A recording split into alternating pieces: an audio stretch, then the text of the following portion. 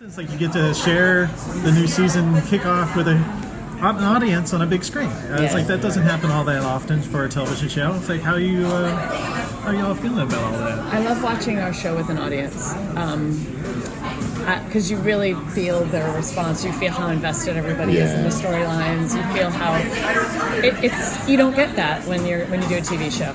You know, you do a play, you get the audience is right there. But when you do a TV show, you don't get to kind of commune with the audience. So having them there, watching your work is really nice. I love that. We got to screen it like a week ago with an audience. We sat in the back, and they showed it while we were in New York, and it was great because you'd see where they laugh.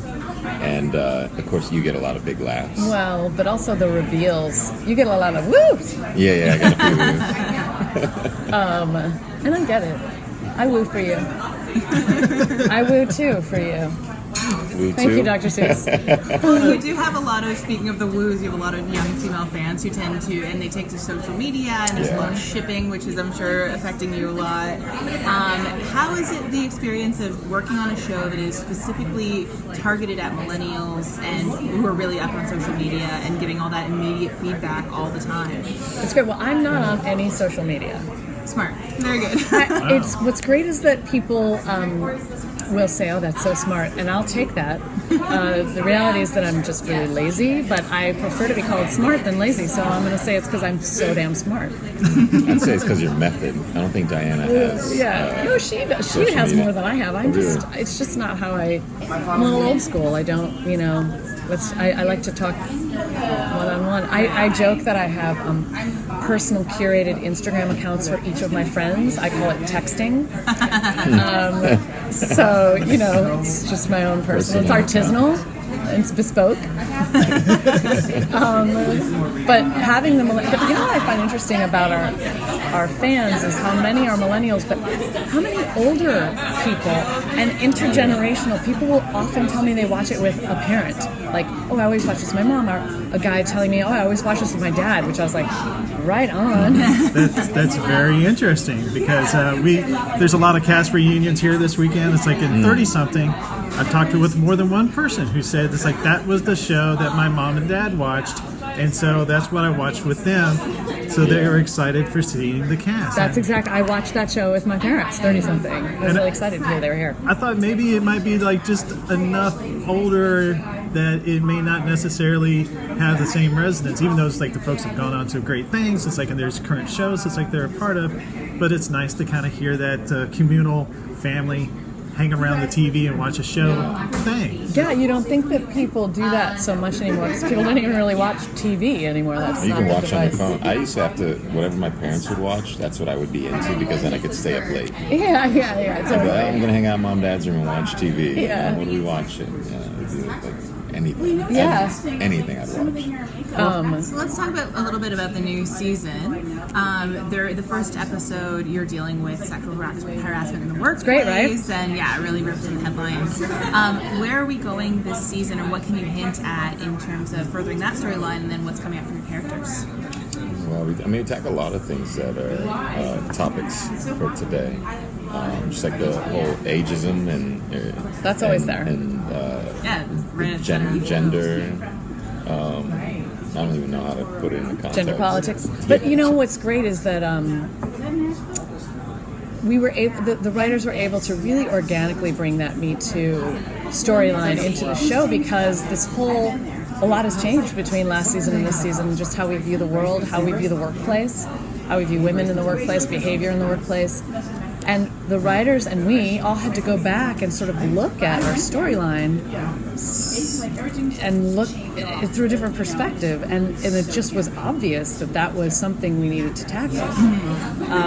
Not just with the, King of Crowns author, right? But also with Charles and Liza, also to sort of touch on that. Yeah, certainly.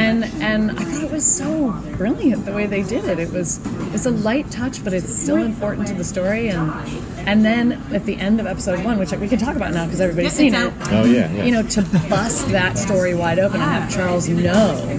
Yeah. But Liza doesn't know he knows. Right. I mean, that's that's a huge grenade to throw in the middle of our storytelling. It plays out for the whole season beautifully. That leaves you as the one main person in her life who doesn't know, right? Yeah, man. Yep. So how's that going to affect Zane your and character Diana at this don't point? know. Yeah. Well, I would say that my character, and perhaps Zane too, are a little bit of a narcissist. What? No. A little bit of a navel gazer, little interested in our own. Certainly Diana's interested in her own world. Yeah. And so to me, it makes sense that everything is how it relates to her. She's one of those people. Right. So if it doesn't affect her, she might not notice, although I do have this fantasy that Diana has known all along and was like, whatever you need to do to get ahead in this business, now go get my coffee. You know what I mean? That's great, yeah. That's the sort of... Well, that's the thing about Diana's reaction, right? Like, as a woman who is working in the workplace, like, how can she possibly hold it against her? Exactly. She's got to understand. Yeah, I mean, so I have that kind of fantasy that's how she would know. But I feel like the storylines this season are great. I feel like they really get into what makes all of these characters tick. That's the beautiful thing about episodic television is you have time. You can like luxuriate and follow a storyline to its end or see where it leads you. You don't have a sort of finite, especially now that we know we have season 6. I mean, it's a luxury.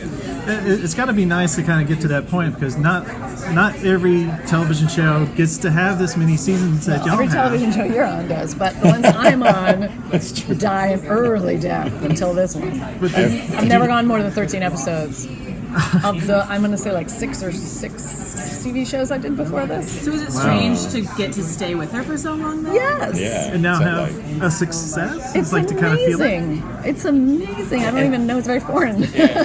But you came in partway through the series. How is that sort of entering into a pre-established world?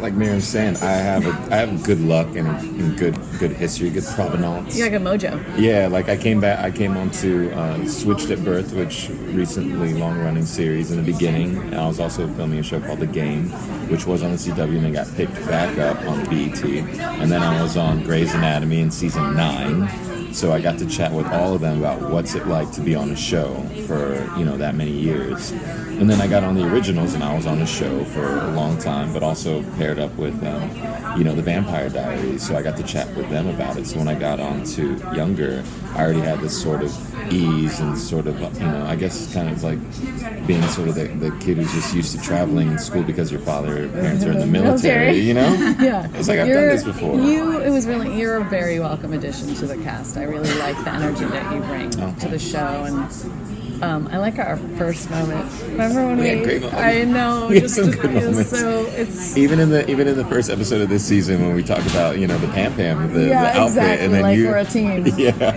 I think I can sense your Diana can sense your ambition and has a lot of respect for it, and also you're great at what you do. She has a lot of respect for that, so she's like on the same page with you about that. Yeah. But it's been nice, and also this sort of tension between you and Kelsey. I really like that storyline a lot. Yeah.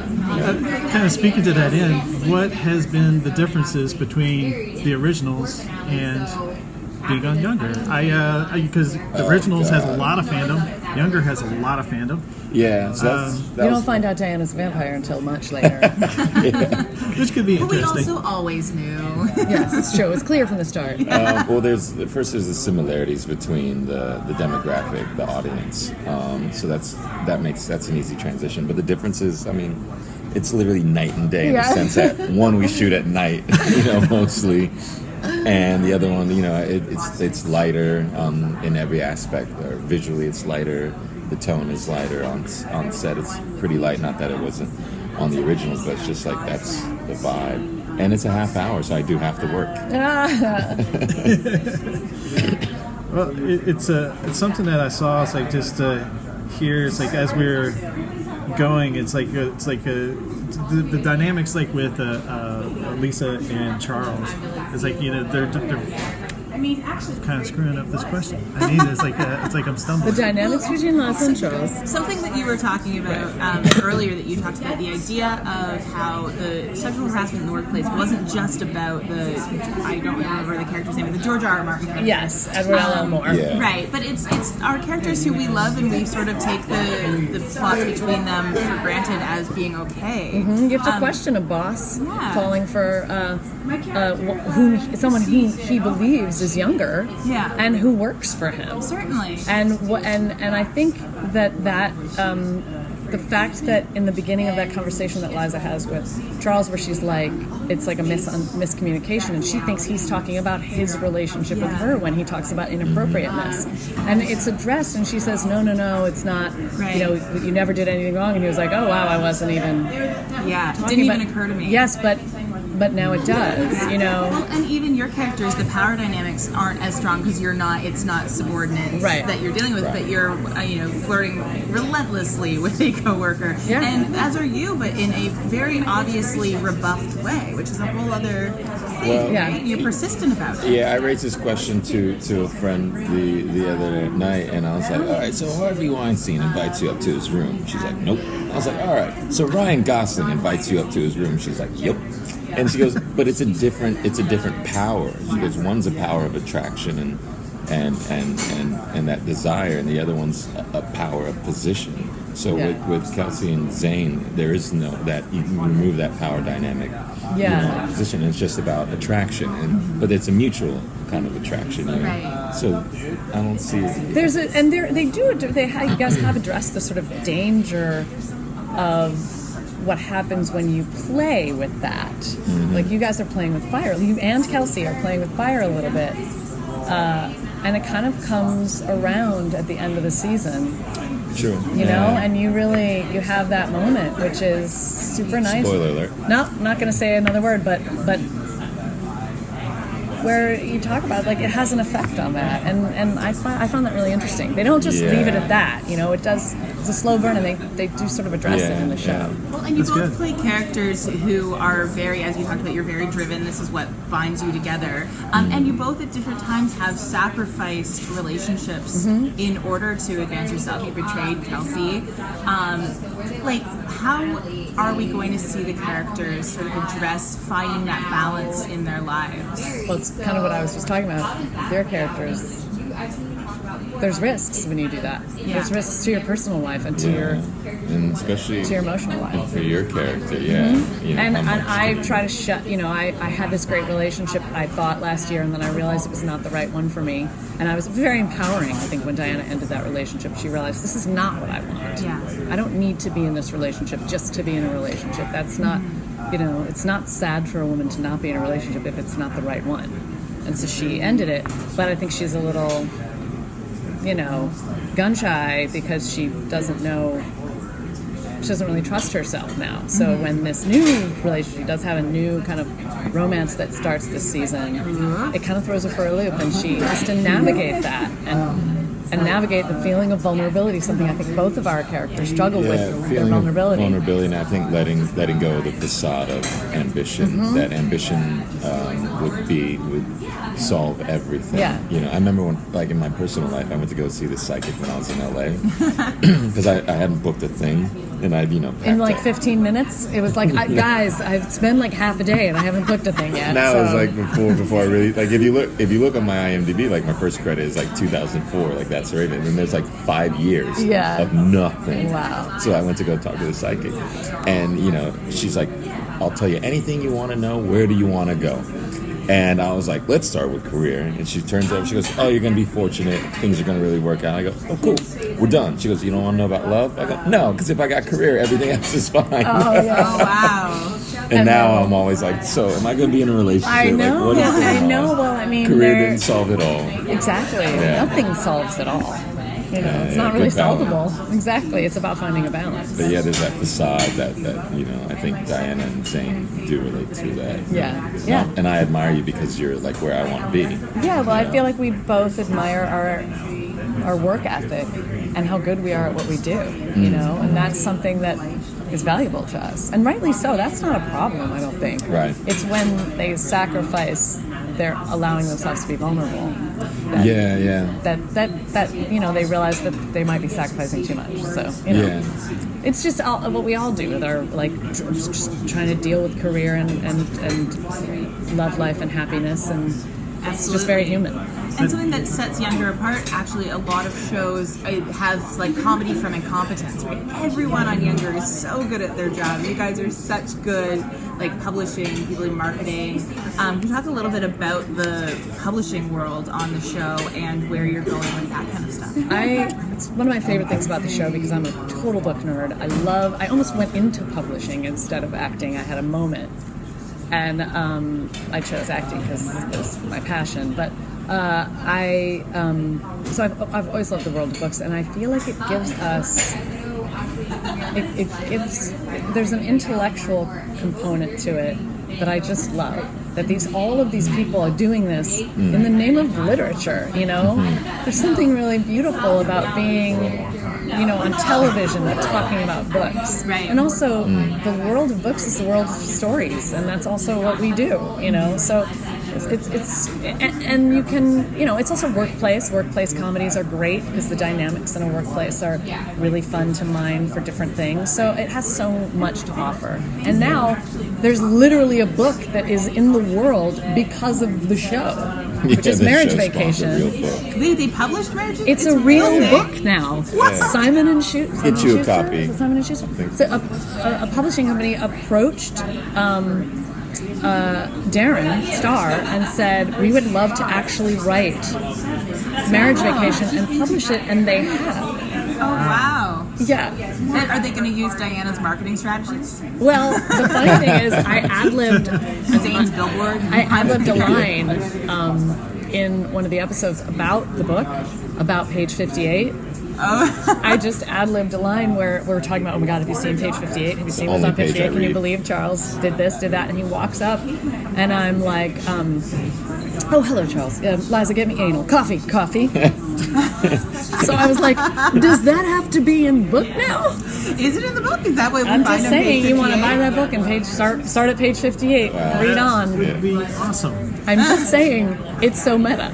Well, you mentioned that. It's have you had folks from the publishing industry come up and say, hey, thank you so much? All the time. I mean, there's a lot of people in publishing who watch the show. And of course, there's a lot that we get right and then a lot that we exaggerate. It's maybe not as glamorous. It's just like any other work. They always say, we love what you guys do, but no one in the publishing world dresses like that. Oh my God. Exactly. I mean, because who has that budget? Right, exactly. Yeah, it's a dying industry. Yeah, exactly. The so there's that. The but I've heard from countless people in publishing that they watch it because it's interested in what they do. It's fantastic. I love that. There's something cool too about this idea of the coolest guy on the block works in publishing books. It's sort of counterintuitive and kind of brings a little bit of clout to a sort of nerdy it's funny. industry. I think life imitates art, and art imitates life in that way. Where I started just a couple years ago. I went through a breakup, and I was like, I'm going to better myself.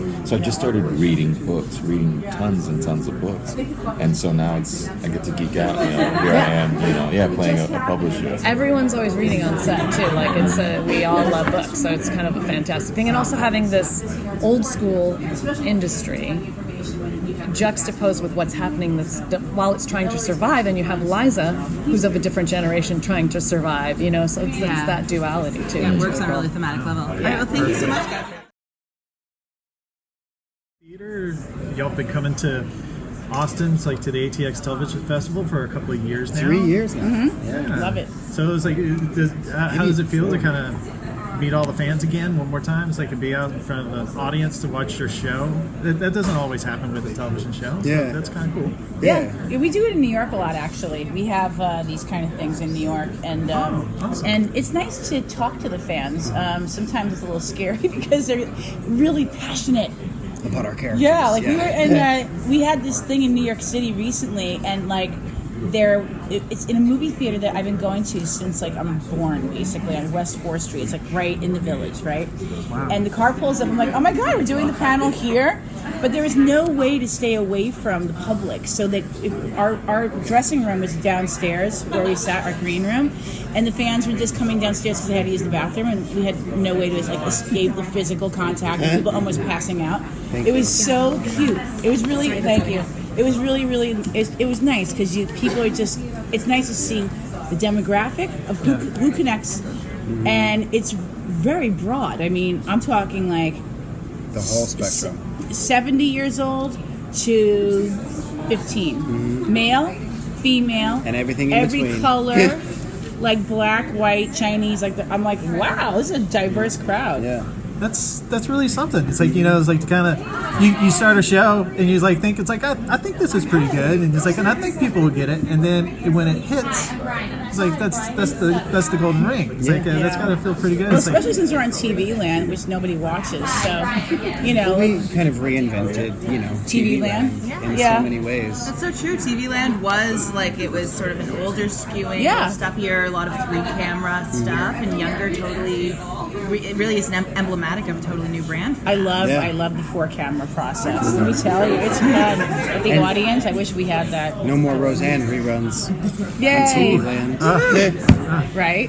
Well, that's a thing. It's like is it kind of, not to say it's like that anything should ever happen. It's like with younger, but it's like is that ever like a worry? It's like all right, we have this thing, it's going great.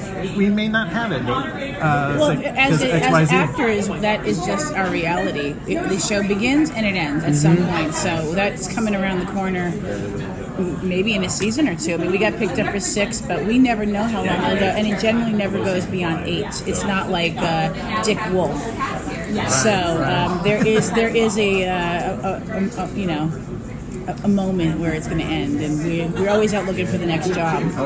I was thinking if y'all felt settled now that you are this many seasons in. It's a well-oiled machine, but I don't like the word settled. I don't think we're at least us two, we're not people that we're always out creating the next content, the next thing, the next job, writing, The both of you have great credits on a lot of different things. It's like, is that like kind of speaking to that? It's like that hunger, that itch, that need. It's like to kind of. It's survival. It's survival. I mean, it's what we do.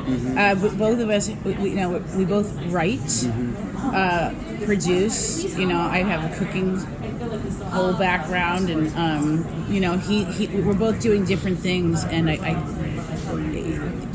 think it's about art, right? We're artists before anything else, and I think that what Debbie and I do is create art whether we're working or we're not. You know what I mean? And I think this idea of transmedia right now is so important. You can't just do one thing anymore.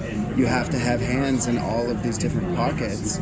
And whether it's our books or television shows, film, podcasts, etc., social media, even, we got to be everywhere. Yeah, I mean, I don't rely on agents or anybody to, get us work. Like a lot of times we get the work and then we give them a cut of it. Yeah. That we let happens. them deal with the paperwork, right? Yeah. But like for us, there's no choice, and we're just really happy because Younger is such a well-oiled machine that at least we know we can go to work and expect really good material, good relationships between the characters. We often, every time we do a table read, like we gasp, at the end, like, oh my God, and it's great. We feel that we're in really good hands there, and it's been a really supportive network. We go to work and we have fun. Like it looks fun. It is. It's like I've done a million TV shows over the years, and this job is just like it's just not. There's no drama. Yeah, there's something so healing about this show. See, that's nice. That's really nice. And something that in this season, we've seen the first episode, it's out. So you're tackling sexual harassment in the workplace, and the show over the course of the series has done a little bit of grab from the headlines, a little bit of political stuff. What is an area or an issue that you'd like to see the show really wrestle with in coming season? Well, we're not. When it came to the Me Too movement, it was not something that they did to kind of trend on and to keep the conversation going. It actually stemmed organically from season 4. where Liza gets harassed by, what's his name? LL Moore. Yeah. So, and that was like almost a conscious decision to undo that and to empower Liza. It wasn't about Me Too until it became about Me Too because it was current. But so the fact that it was organic for me was really, really great. And we also, this particular season, we have our first non-binary character.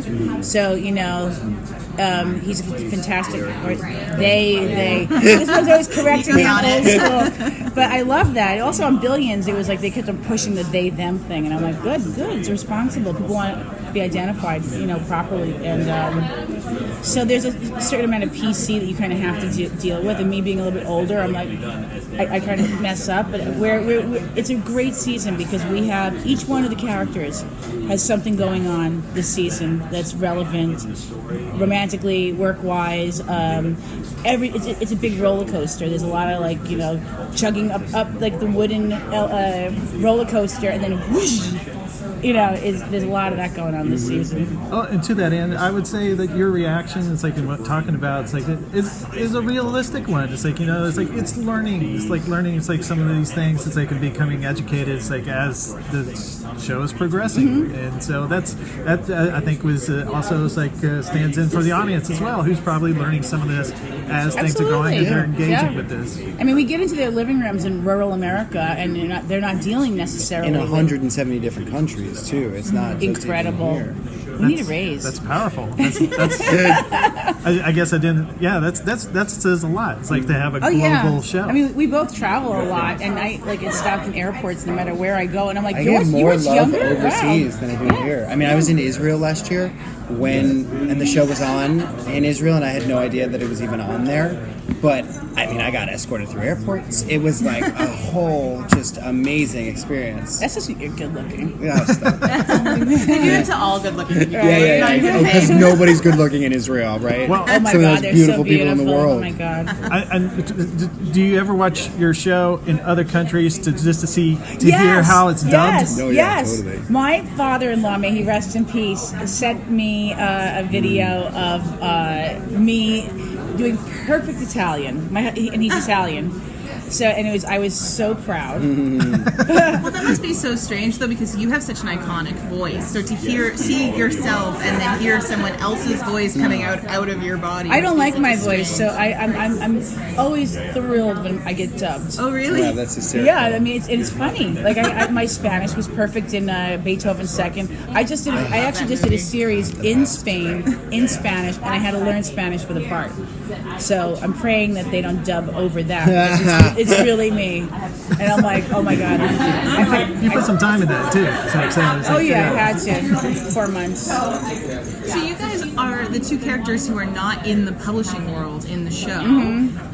Actually, you had a book last year, the tattoo book that you know. But for the I thought we were talking about it coming out. Right. Yeah. So tell us a little bit about where we're going with your storylines and how they're going to be incorporated into the sort of larger the publishing. Well, ironically, both of us are probably the only two characters on the show that are published authors for real. Yeah. He just came out with his Hillary. book.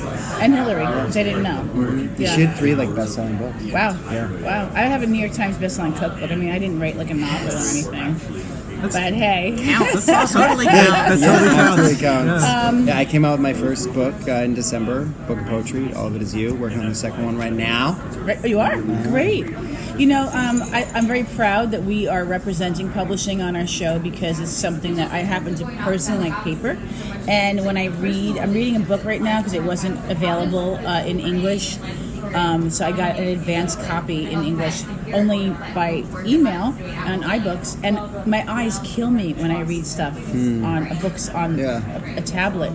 So I'm very happy that we're promoting publishing, Celebrating paper, the book. magazines, because they're all going away. Boom, boom, boom. For me, my character, to your question, this season has some great success in the art world. Oh, great. Which is really nice for a change. I'm not just painting asses and having it stuck on my wall and talking about it. And I also have some relationship stuff coming up where I have to sort of revisit some issues that Maggie's non-committal, and so that's what I have going on. Josh is, he just got married. and now he's got to deal with what life looks like moving forward. And it's no secret that his relationship history has always been a little troubled, and he makes some pretty big commitments this year to himself in a really important way, and it's about time, because I think Josh has been putting his own love and his own happiness on someone else for so long, and kind of needs to flip the switch. You know? That's interesting. It kind of speaks a little bit to y'all lived in these characters for a bit.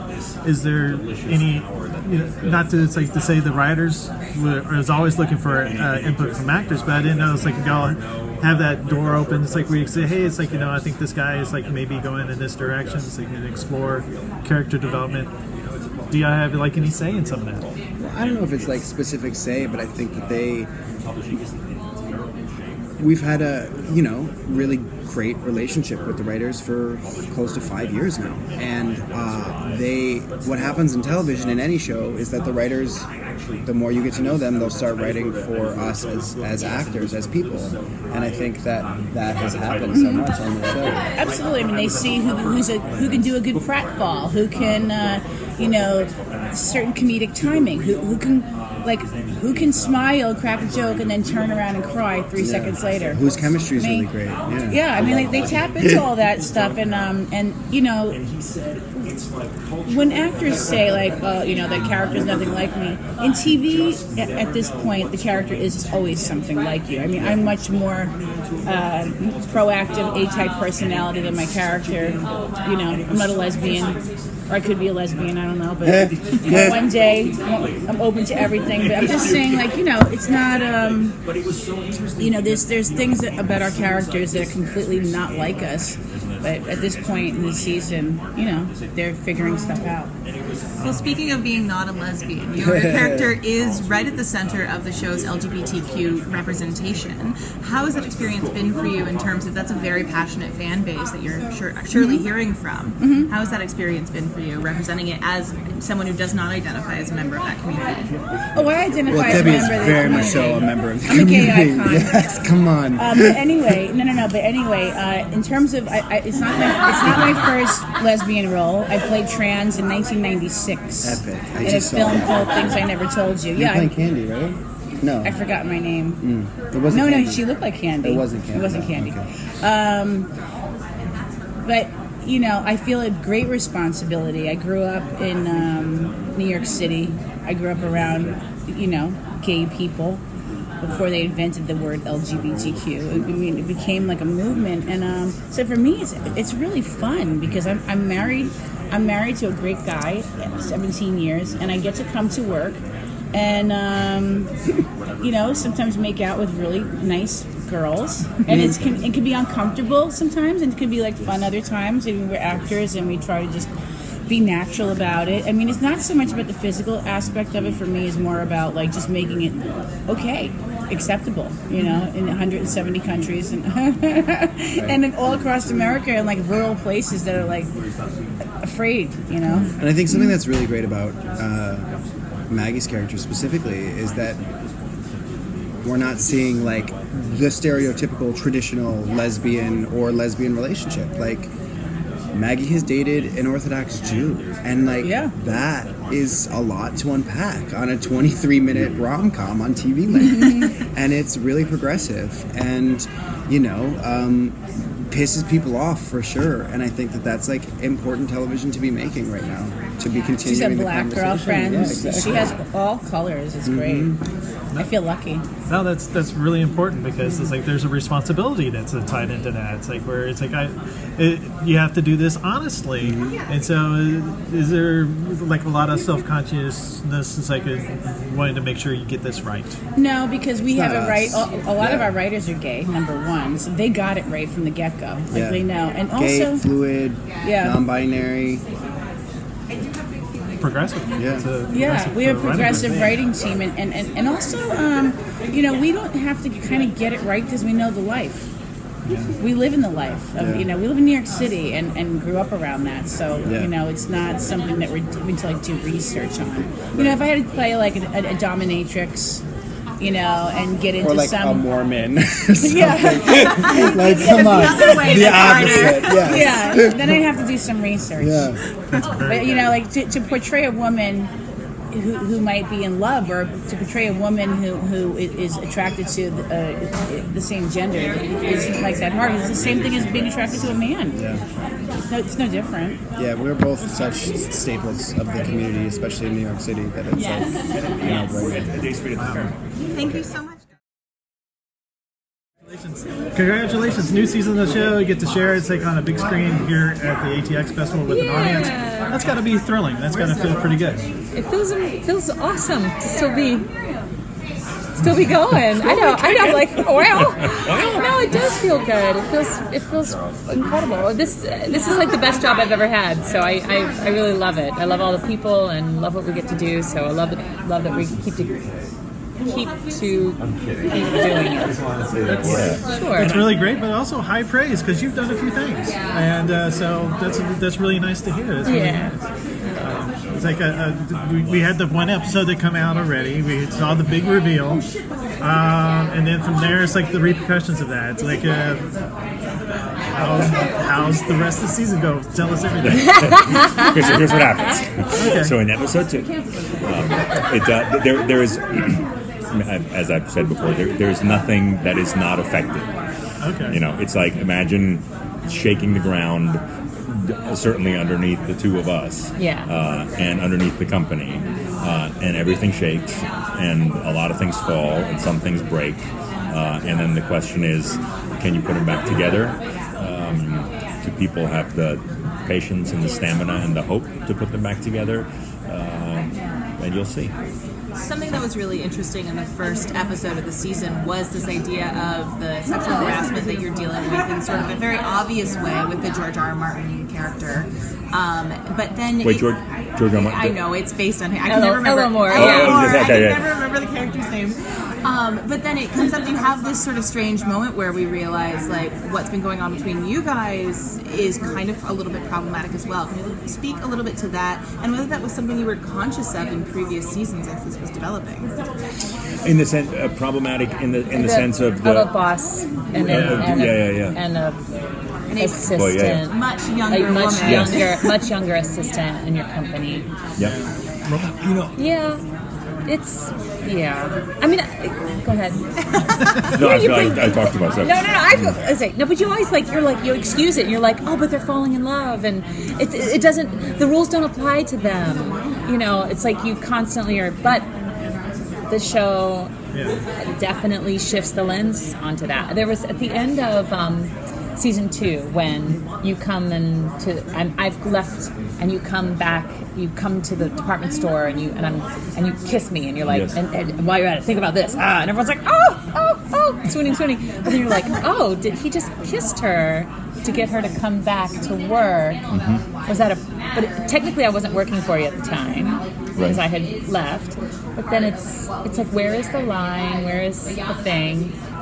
I don't know. I think that likely with the culture where it is now, I imagine the writers wouldn't have written that scene, or they would have because Charles exists in the real, the characters exist in the real world. I think that he would have possibly behaved differently. Maybe he would have asked. You mean what happened in season 2 wouldn't have happened now? He wouldn't have done that. Yeah, if they that's were so writing true. Right now. You're right. And I think that whenever you have a power dynamic between two people, I think it is. It's best to tread extremely carefully, and I would like to think that he as a character is not unaware of that and the risks, and as you say, I think that one of the reasons that it's complicated is because there is something uncannily older about Liza. That is not her age. So he doesn't. But it's very it's very complicated. And I think that beautifully, though, that the show, ends up taking itself to task about behavior that we've excused. And I also thought about Charles. See, I do talk too much. And I thought about the fact that Charles decides to sign off on selling his books using somebody in a fur bikini. And not only somebody in a fur bikini, but somebody he cares about in a fur bikini in Times Square. So he also participates in the things that we have come to find very reprehensible. It's nice actually. It's like that. As what started at what maybe an innocent conceit in the framework of the show has become resonant and constantly is being played out in real life as well as in the universe of the show. That's kind of serendipity. It's like to kind of be able to have this ongoing conversation in real time. It's like that. Not every show can do that. So. Serendipity, yes. At the same time, I always give it up to the writers' room. It also takes a specific talent, Darren and company, to be able to translate culture into a romantic comedy. So it's not. He'll always put it on serendipity. He'll say, yes, we're very lucky that there have been these shifts in culture that have allowed us to incorporate it into the show. It's like, no, you're a extremely gifted writer who has his ear to the cultural, or has his ear to culture in a way that you can incorporate those things. Right. Because it does take a deft hand. Because there's like, you still want to have like a show that has like all this humor and other things. It's like in it. It's like have these balances. It does take a bit of craft to be able to tell that story well. Yeah. Right. On the show, the very premise involved Liza sort of making a personal sacrifice and doing this really bold thing in order to advance her career and get in the door. And then with this decision to stand up to Elmore, she's putting her career a little bit in jeopardy. Can you talk a little bit about the character journey getting from that point A to point B, where she's willing to put on the line something that she sacrificed so much for? Well, I think that she's been willing to sacrifice her career many times, actually, throughout the course of the series, for the sake of the relationships that she's built.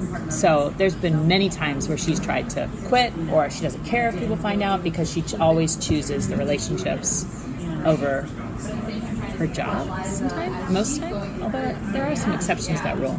But so I think in this case, it's like it isn't easy, and she knows. I think Liza's always trying to do the right thing, and in this circumstance, I mean, this man that she cares about, this company that she cares about, but she has to ultimately do the right thing, and yeah.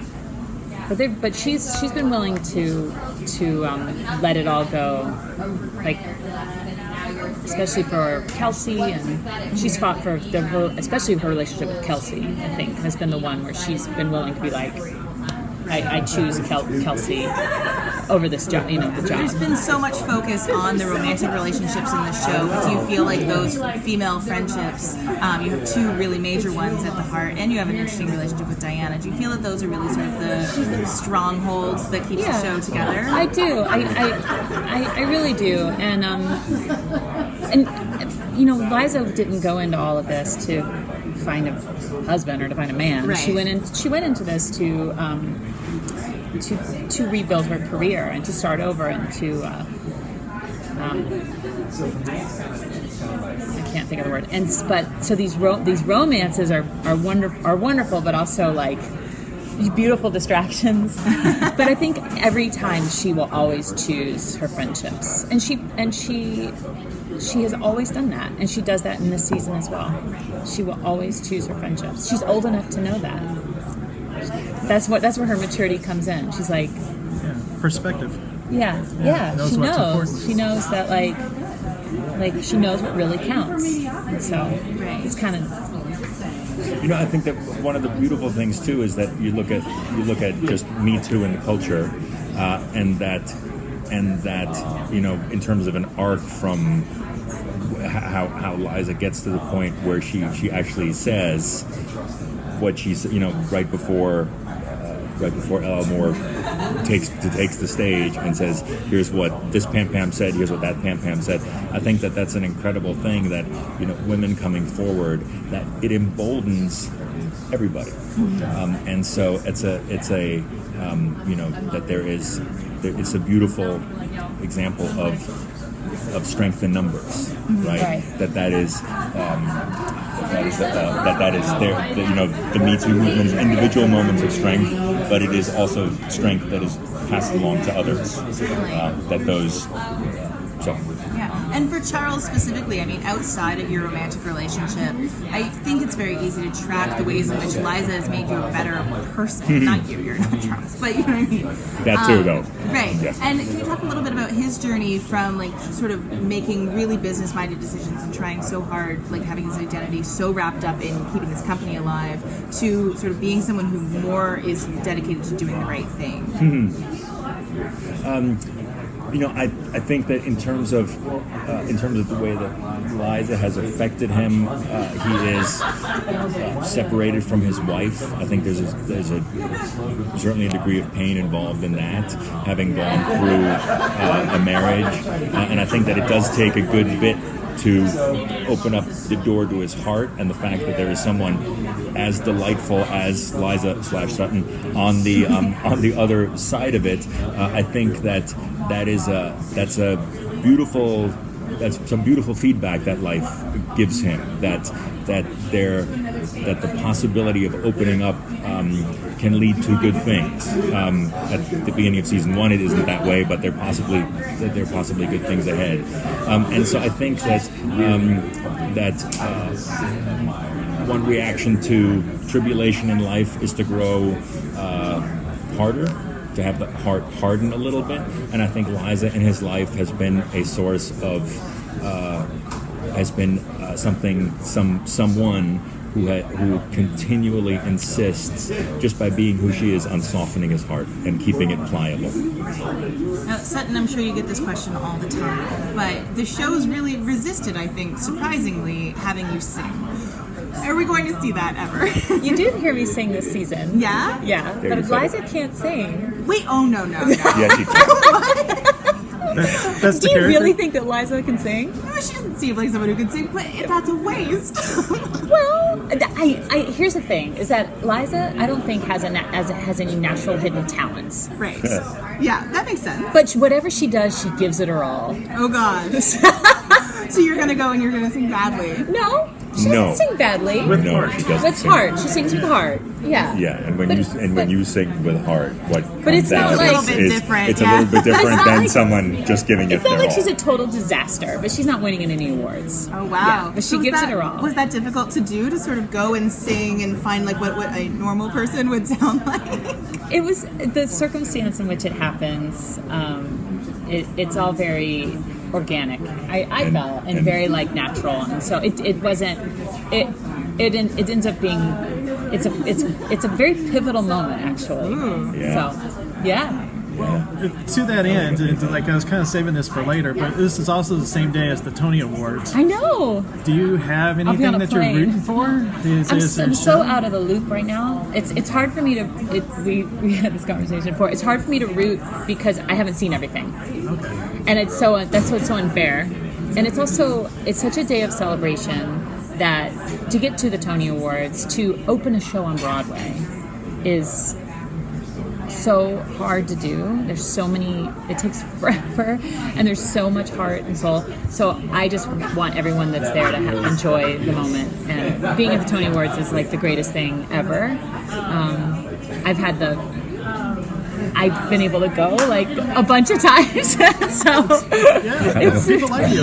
I've been able to go a bunch of times. I've been invited a couple times, and it's such a celebration. I mean, I have seen some amazing things this year, and now that we're wrapped, I'm hoping to be able to see more. So I'm excited. Are you hoping to return to the stage at Never. some point? I'm done. No? Forever? You hate Forever. them? I hate it.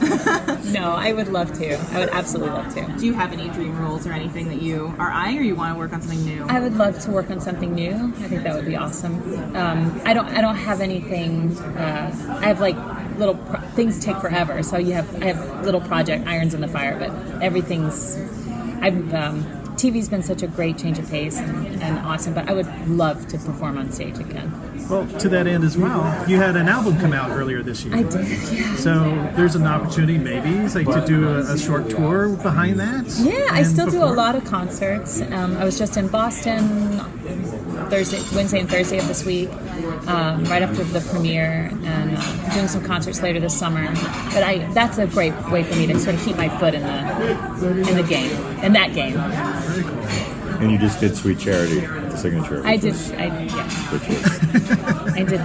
a couple years ago. That almost killed me, though. Was that already a couple That years was ago? between 3 and 4. Mm-hmm. Between 3 and 4. Holy cow. Seems like yesterday. It does seem like yesterday. Yeah, it was, yeah. That almost killed me, though. Well, talking with Nico and Debbie, it's like one of the things that they talked about was being not only actors on a show, but writing books and doing other things and being online and things like that. As somebody who has done multiple careers at the same time, is there any correspondence about between cast members? It's how do you balance it all, that type of thing? I don't know if y'all talk about these things. I don't know if we talk about. The good thing about our show is that we film 3 months out of the year, 3.5 months. So it does allow us a lot of time to do other things. That was why I did the album. I also teach. I'm on adjunct faculty at Ball State University. Do a lot of concert work. But all of us have families too. We have children and very full lives. And it is a balancing act. But we also all have incredible support systems, and we do have each other. And we come in some days and we're like, we're pulling our hair out because we don't know how the hell we're, sometimes I'm barely keeping it together, but that is one of the gifts of the show, is that we work crazy, but it's all very kind of isolated. Having such a long hiatus, do you find when you start a new season that you take a little bit of time to get back in the swing? Not get this chemistry season. Back? This season we were now I'm talking too much. This season I felt like from day one we were back in the groove. Didn't you think? Yeah, we were already losing it. Yeah, one way that you noticed that we got back in the groove quickly is that we were like the bad kids on the playground, three days in, and that usually takes about an episode or so that we start misbehaving. And everyone's like, guys, stop enjoying yourselves too much. Stop liking each other so much. Yeah. We're like, Is that the sort of thing the chemistry sort of grew? Was there always a plan for you guys to have such a complicated relationship on the show? He was hired, you mean with us? Yeah, or was that something that grew out of watching you guys together and noticing your chemistry? Because we're so complicated in life. To be? Well, they brought Peter in season 5, episode 5. Season 1, episode 5. Yeah. And they told me, they said, we're going to bring in a boss character, and he might be a potential love interest for Liza, like an older love interest, because we had the obviously Nico character. But I think it was pretty, and that chemistry is like that elusive thing. You never know. You can't manufacture it. And he was really great, and we got along really well. But it was and then they gave us that scene and the one we always talk about, and then they kept adding more scenes for us to have. Yeah. And they would do the table read, and then they would be another scene with Liza and Charles. So the writers, they saw an opportunity and they ran with it. Right. It's great. So when you say you're the bad kids on the playground, are you pranksters? You just giggling too much? We're just giggling. We just laugh too much. We laugh too much, and we just saw each other on Tuesday. I feel like whenever we get together, we're and everyone's like, okay, which is such a blessing, as I know that doesn't happen. Casts will hate each other, but we really love each other, so we have a really good time. And we're all so different. We're completely different, and we all it all kind of works. It is that magical thing of chemistry. But I also say, and I can't say this often enough, it has a lot to. I mean, I won't do the whole speech, but it has. He's like, I'm gonna compress this. Shut off the record. No, but it also has a lot to do with who is at the head of the show, right? So if you have somebody who's horrible, who is heading up a show, who feels entitled, or who doesn't work hard, or who is just a killjoy, then that trickles down, and people generally don't like each other. They feel entitled to come to work unprepared. When you have Sutton at the head of a show, then I know all my lines, and I know everyone else's lines. And she knows everybody else's lines. Then you have simply a spirit that affects everybody from the person from you to craft services. Everybody does their job differently, and you just make a huge difference. So I think one of the reasons why we all like each other so much is because she's the mayor. I'm the mayor. You're the mayor. You're the mayor of a and Does the the mayor town. get like a badge? Or Hell yeah, and of a good town. Okay. Do you think that is just something that's in your personality, or is there something in your theatrical background, that spirit of collaboration, that makes you bring it to the set? I think let me answer. Because you can't say it's part of your personality, so you have to say it's your personality. No. I do think that I have a very positive outlook, and I think I'm not a cynical person. But I will say a couple things. I'm very grateful for my theatrical background. I think it taught me incredible work ethic and respect for everyone around me. I'm also really grateful that this opportunity and this show happened later in life, where I don't take as many things for granted, and I appreciate how rare and special this is. So, but I also, because of my being the leader of a show on Broadway, you realize how important it is to set an example, and so all of this is a facade. It's all a ploy just to get everyone to be nice. But no, you realize that it's sort of, in a way, it's part of my job. And so I really appreciate you, because you always say nice things about that. But I do feel like it's part of my job, and I feel like it's I'm really proud that it's a happy set. Yeah. That there's no drama. And if anyone does everyone's like, knock it off! Like, what are you doing? It's like, what are you doing? We don't do that here. Yeah, and it's weird. That's not how we roll here. Yeah, That's good. It's great. Yeah. And I'll also say that if you did it just because it was, if someone would do that, like, I'm going to put a good spirit on the set, or dictate a good spirit because it's just part of my job. No, you could smell that. It would be different. You can smell that.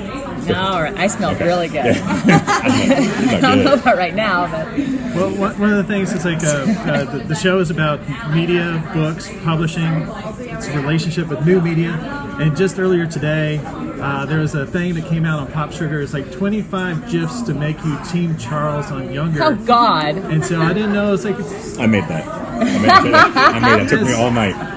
as a guy, it's like with the demographic and the So people drawn weird. to you. It's like how does that feel? It's like it's like you're people are memeing you. People are sharing you on Twitter. Well, at the Team Charles meetings, we're having to have bigger venues now. So no, I think that to do a job that you love, to have people respond to it the way that you all respond to it, and to be in a position, like you said, later in life, I'm further down the road than you, where I actually feel kind of here enough and present enough to know what a privilege that is. Just feels like such a gift, I'm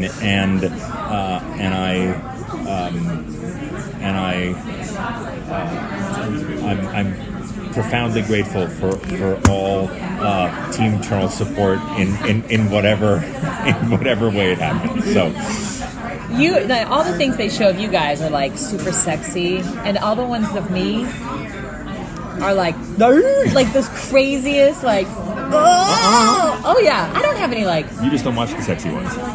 I don't know if there's any out there. I think they're out there. Believe me, they're out there.